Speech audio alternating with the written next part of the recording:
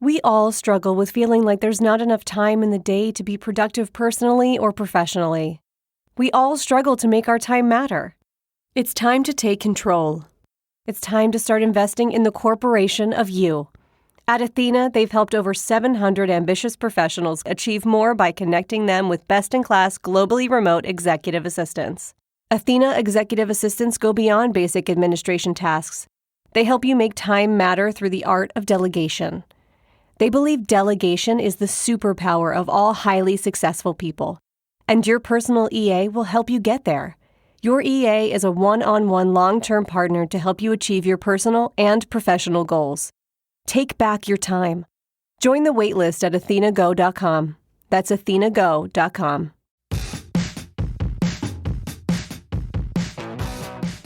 Hey folks, it's Matt Zachary, and welcome to Vax On, a weekly segment of my podcast Adaptations right here on the OffScrip network.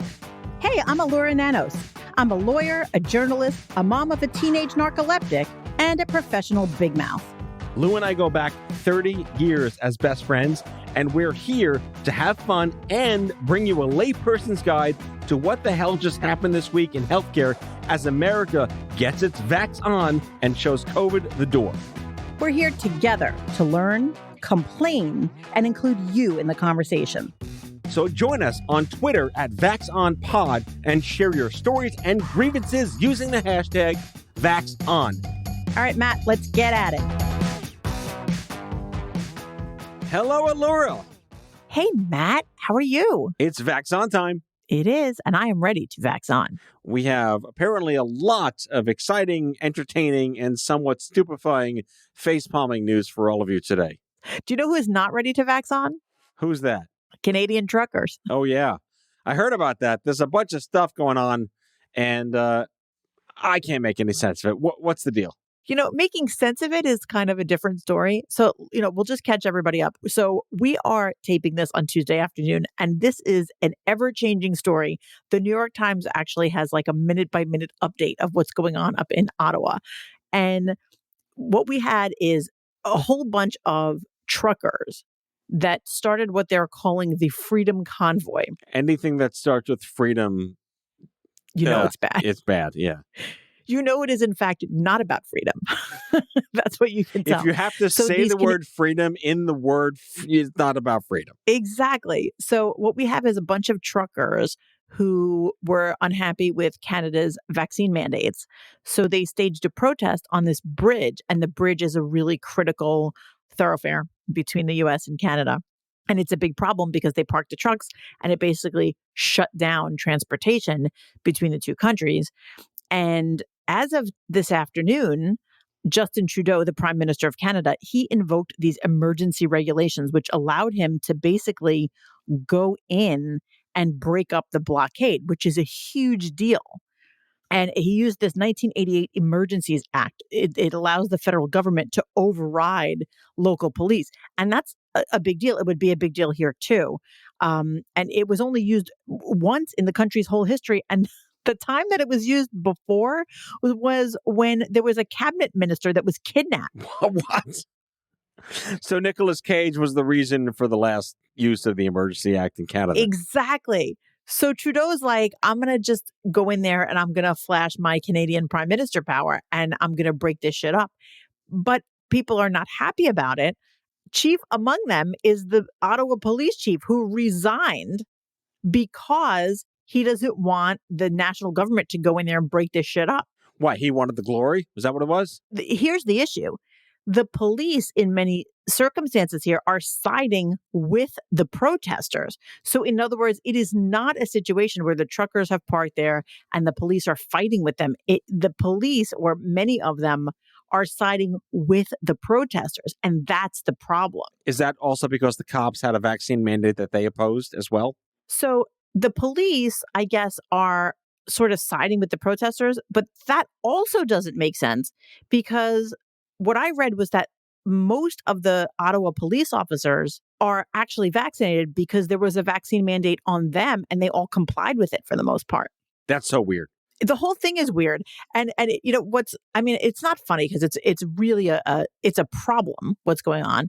And you have people who are really seriously against these vaccine mandates. And then you have, people's jobs being affected and trade being affected, which is a problem. But you know the comedian Kathleen Madigan? Yes, I do. Yeah. So she always says Canada's kind of like America's attic. Like we just forget that it's even up there. And then once in a while we go up and we're like, oh, there's all this cool shit up here. Which is completely how I feel about Canada. And I love Canada. I've been there multiple times for business and for vacations, and I absolutely love it. But one of the kind of key elements of the way Americans often feel about Canada is that we sort of assume that they're just more reasonable than we are. Right. Case in point.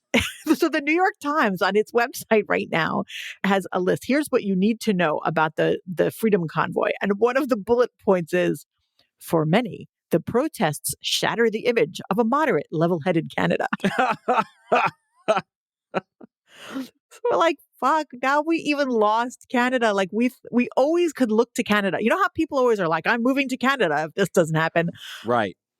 We don't have that anymore. Now Canada is just like the Midwest, where they're just like, they're also crazy up there. All right, onward to Iceland. Like, what are we going to do if we don't have Canada? That is like the entire purpose of bringing up Canada. If you're an American, there's nowhere to threat moving to anymore. Right, and there's no one to like compare. Like, why can't we just be like Canada? I remember when Michael Moore, the documentary filmmaker, he made that documentary about guns, and what? No one had their doors locked? Yeah, it was so interesting because one of his main factual points there was like, in Canada, they have just as many guns as we do in the US, but they have a lot less gun violence. And his takeaway was like, Canadians are just more reasonable than Americans. And that seems to have expired. Welcome to the West, Canada. Yeah. It's like, it's just crazy.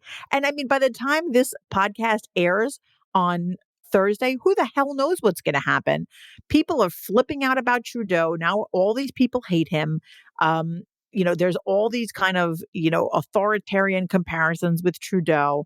And meanwhile, he's like, listen, this is a really important trade route. So who knows really what's going to happen? But can I tell you the best story that I've read about this, though? Please do. It's about this 20-year-old guy from Akron, Ohio, who called in a bomb threat so that the police would waste their time chasing the bomb threat. The only problem is, he called the wrong Ottawa. He called Ottawa, Ohio instead.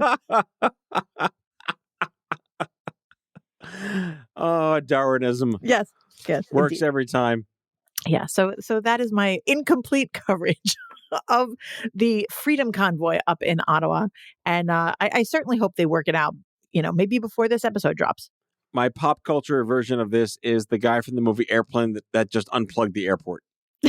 Yes. Just kidding. All right. Nice knowing you. So technically now South Park was right. Blame Canada. Yes, apparently.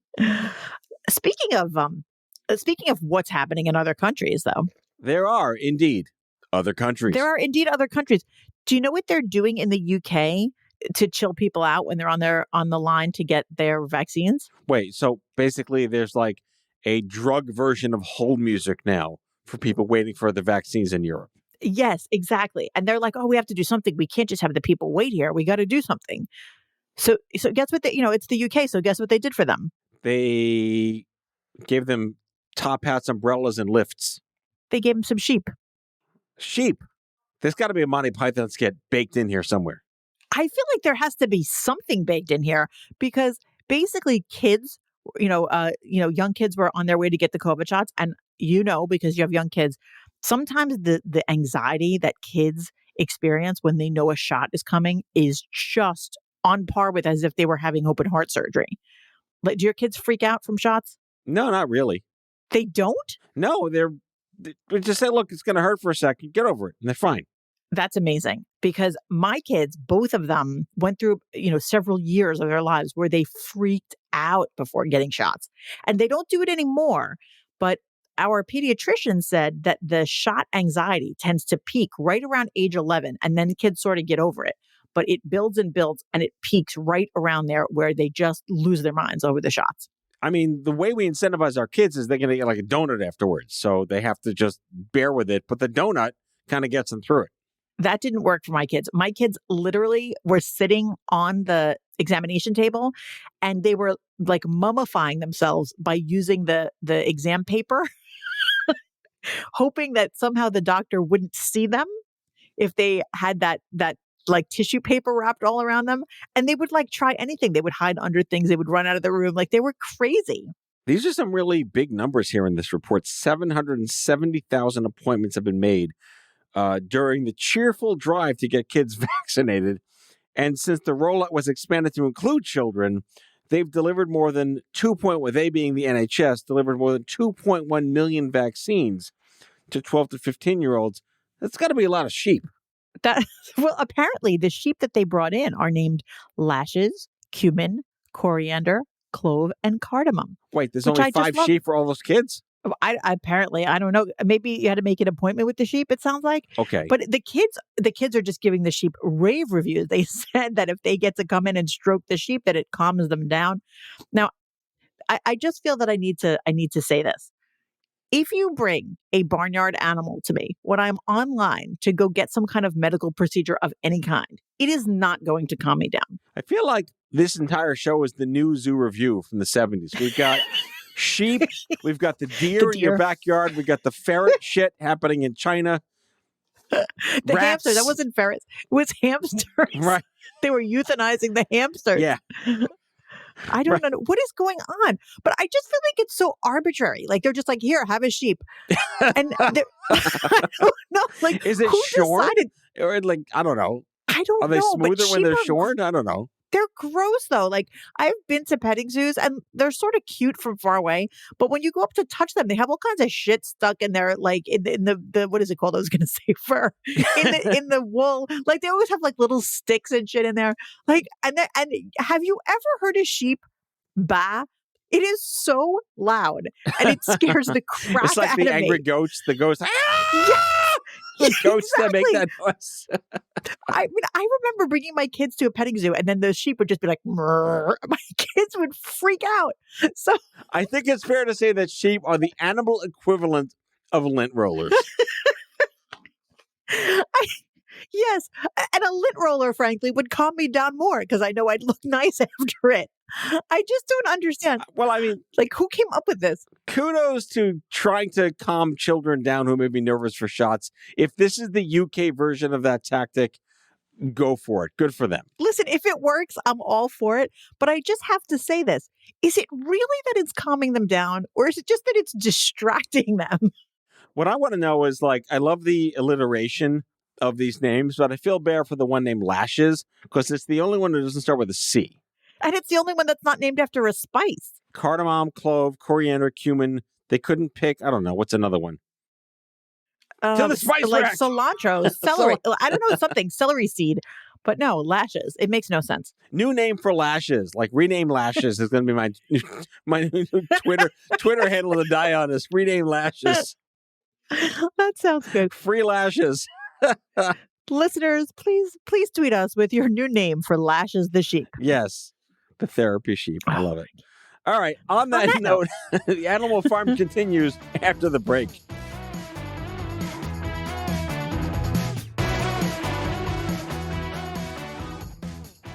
All right. And now it's time for our Sir moment. So, you know how, Matt, how right now in this, pandemic life that we're all living, life is just sort of a constant trade-off of risk. We've talked about that before. Have we? What is this pandemic of which you speak? So I thought, since I'm exhausted of constantly making choices, like should I go here? Should I go there? Should I stay home? What should I do? Instead of me constantly making those choices, I thought maybe I'd ask the doctors to make them and just tell me what they think. Is this like Billy Joel or Guns N' Roses versus the other one? Which one's more risky? Right, like mountains or almond joy. I thought I would ask the doctors. So we got 5 questions. We're like just wanting to know what's riskier. So the first one is, what's riskier, an indoor stadium concert or an outdoor lawn concert? I mean, that's kind of obvious, right? It sounds pretty obvious. What they do. Well, 82% said an indoor concert is more risky, but 14% said they're equally risky. Okay, I'm all for it. Guns N' Roses, here we go. Sure. But here's a harder one. Grocery shopping versus dining out. What's riskier? All right, I'm going to guess that the doctor said dining out is more risky, probably because you're in a static location, breathing the same air and not walking around with higher ceilings. True. And 55% of them did say dining out is riskier, but that's only 55%. 21% said grocery shopping is riskier. 24% said it's equal. And I'm wondering if it's because when you dine out, you tend to be with the people that you came with the whole time versus passing by lots of people. I don't know. So you just did the opposite opinion that I had, which is in a grocery store, you're like walking around with random people around, but there's a high ceilings and possibly better air circulation, and you're maybe less static and breathing the same air as other people, but you're dining out and I don't know, maybe you're just lower ceiling, less air. Maybe it's like I don't. that. Yeah, I mean, I don't know. My personal opinion is I feel like dining out is riskier, but I was curious to see that it wasn't universally that the doctors felt dining out was riskier. You had a fair amount that thought that they were either equal or that grocery shopping was riskier. All right, Travelocity, where are we going now? Here we go. Plane versus cruise. Half of the doctors, 51%, said cruise is riskier, but 27% said a plane is riskier. Interesting. I wonder why. I know. Maybe because it's like more enclosed. It's a smaller area. Was this riskier for being annoyed by children or for getting COVID? Are you one of those people that gets annoyed by kids on a plane? Because I feel so bad whenever there's a kid on a plane that's upset because I know the parents are just mortified about it. No, because I've been the parent, as you have, with children on a plane. I feel it's less about being annoyed at the kid, but maybe being annoyed at the parent for not being a good parent to shut the kid up. Oh, yeah. If they're not being a good parent, that's a different story. If the child is just upset, I always feel so bad for everybody involved. Yeah, that's one thing. You can't really hate on the kid for being upset. But please parent your children. Yes, and bring activities for the love of all that is holy. Bring an activity for your child to do on the plane. Yep. That is the public service announcement for the day. All right. Now, I'm reading the next question here. It's like, will I die more at home or at a friend's house? Yeah, family gathering at home versus friends gathering at home. Interesting. Yeah. This is an interesting question. Like, what's worse, your friends or your family? Now, interesting. Do they know our families? I know. It depends on who your family is, right? So 49% of the doctors said it's an equal risk, whether it's friends or family. Okay, that's fair. Okay, but 40% of them said that the friends are riskier. And I have to tell you, I disagree wholeheartedly. My friends are 1,000 times more COVID cautious than my family is. And, not my immediate family, but my extended family. Right. I would always rather take my friends over my family. I think that's a fair way to put it, too, because most of us are aligned with friends who have similar values. And to that extent, and your family is just your family. Yeah. That's just you can pick your nose, you can pick your friends, right. You can't pick your family. Yes. And then here's a good one. Now, this one is really rough. This one is really freaking me out, right? What is riskier, sending kids to school and camp or daycare versus working in an office building? In other words, what's worse, your kids going where they go every day or you going to your office every day? 35% said sending the kids to school, camp, or daycare is riskier. 26% said going to work in an office building is riskier. 39% said it's equal. The risk is the same. So your biggest category here, the doctors are saying that's pretty much the same risk. I know that I personally always feel like anything to do with children is always riskier because children aren't as good at keeping their masks up and they're not paying as close attention, whereas an adult could go to an office and be very, very cautious in that office. So that's like my personal biases. I feel like kids are just petri dishes that no one can control. But the sermo doctors don't all agree with me. Hey, you know what? What does my dad say? Opinions are like assholes. Everyone's got one. On that note, we'll let you, the listeners, stew on that idiom for just a while, and we'll be back after some ads.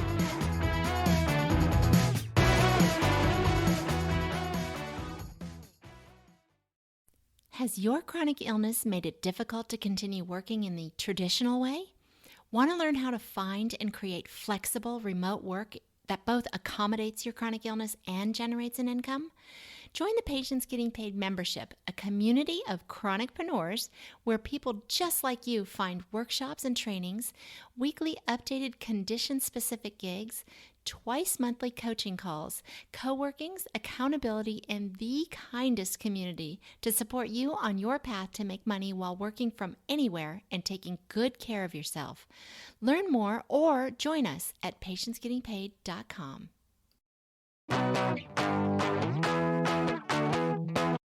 Bah!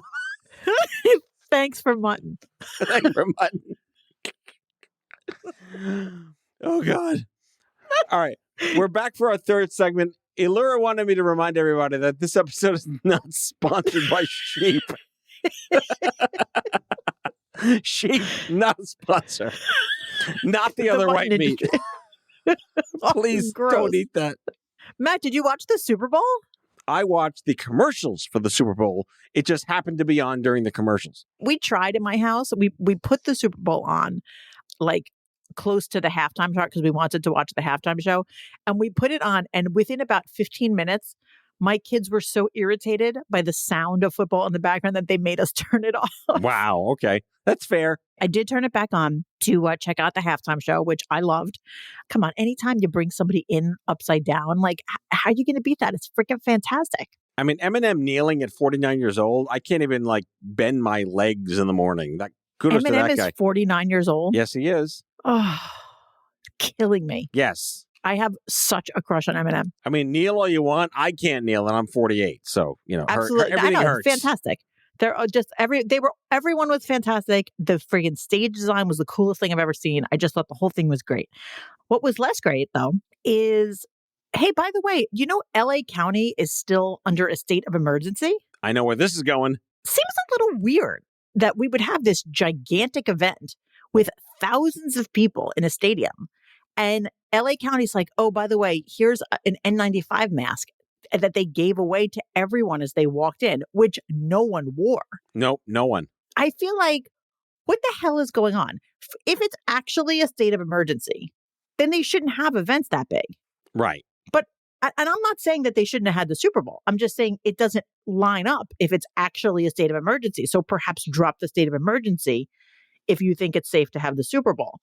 And then if you're going to give out N95 masks, then only do that if you're going to make people wear them. Otherwise, it's a tremendous waste of N95 masks, there's still a shortage of them. I think it was just a liability thing based on that song from Cabaret, which is Money Makes the Welt go round, the Welt go round, the Welt go round. Oh, is it the German accent portion of Vax On? That was my Polish grandmother's version of the I like that. That was good. Cabaret is my favorite musical. I love that. The whole thing just seemed really weird. So the health authorities are like, well, we're going to see now. We're going to track things, and we're going to see if this ended up being a super spreader event. I highly doubt it. How the fuck are they going to do that? People go from all over the country to go to the Super Bowl. How are they going to track who was there? Really? I don't know. Biometrics, chips. Oh, wait. Anyone attending that was vaccinated has the chip inside them. There they go. Right. Oh, so that's true. That's full circle right there, right? Yeah. They got the vax, they got the chip. So now we can just activate it whenever we want. Thank you, Bill Gates. Oh, my goodness. But yeah, I just thought it was a little strange. I mean, I was actually, as much as I don't care at all about football, I was really happy to see the Super Bowl because wasn't it last year that they played, but nobody was in the stands? Yeah, which is why so The Rock welcomed everyone to the stadium, announced the teams, and said, did he say who can smell what The Rock is cooking? He didn't say that, did he? Everyone was waiting for him to say something like that, but he alluded to the fact that we're back. It's the actual Super Bowl. And alluding to the fact that, fuck all y'all, we're back in the stadium, all of us. And the thing is, as much as I always want people to be as safe as they can be, I'm so happy for people that they're getting to go back to these events. And I hope that, a zillion people are going to get COVID from it. But this is why we have vaccine regulations, because we want people to be able to gather in large groups to do these fun things, and we want them to do it safely. And that's why they have to be vaccinated. So, I mean, I hope it works out for everybody. I was thrilled to see how joyful everybody was about having the Super Bowl. I also want to go back to one of our original themes when we first started this segment over a year ago, which is we are anti-death. We do not want anyone to die from COVID. However, I'm even anti-sickness. I don't even want anybody to get sick. Yeah, I mean, you kind I'll of one up you right there. If it's not that terrible, look, I have it. It was like a cold for me. It won't be a cold for everyone. I want to be empathetic to that stuff. But if it's better than dying, it's still better. Absolutely. But I want to get to my point, which I think I have, in that the deaths, COVID deaths in LA County are down to 58 or less a day. And that's still horrible that people are dying from COVID.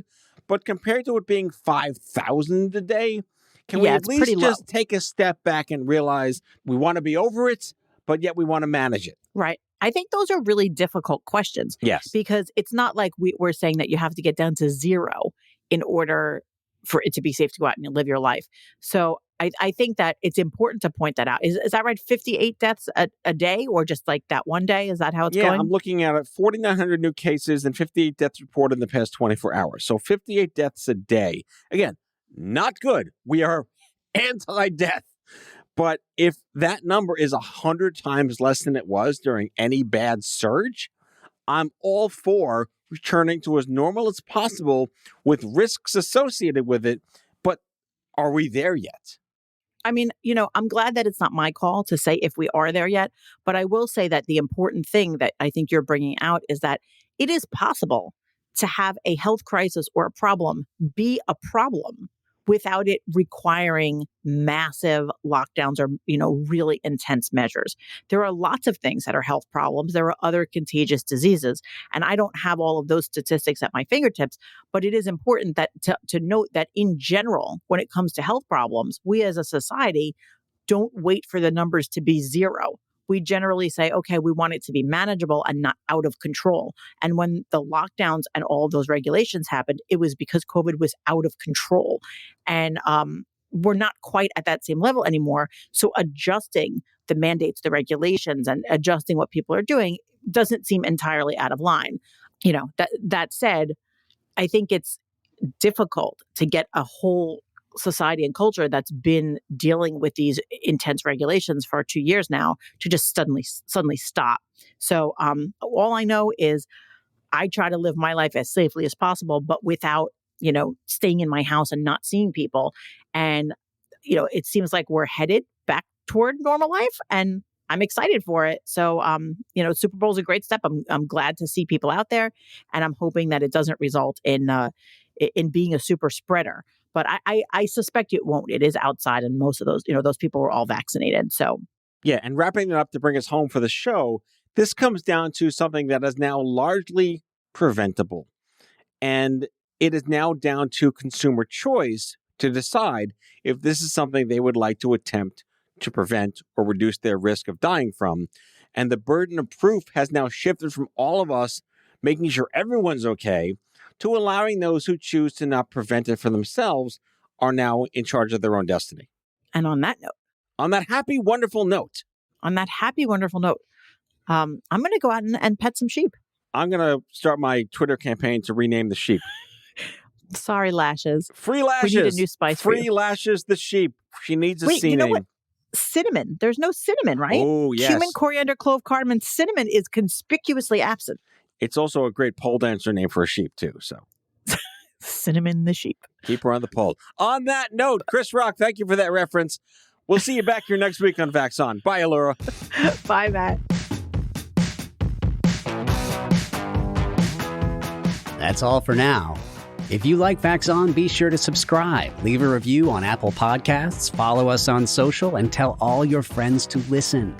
Tell us your shit show of a healthcare story by leaving a message for us at 855-AUDIO-66, and we might just use it in a future show.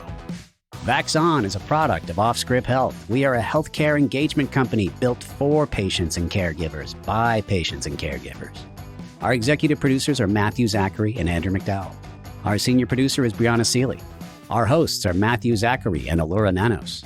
It is recorded, mixed, and edited by Brianna Seeley.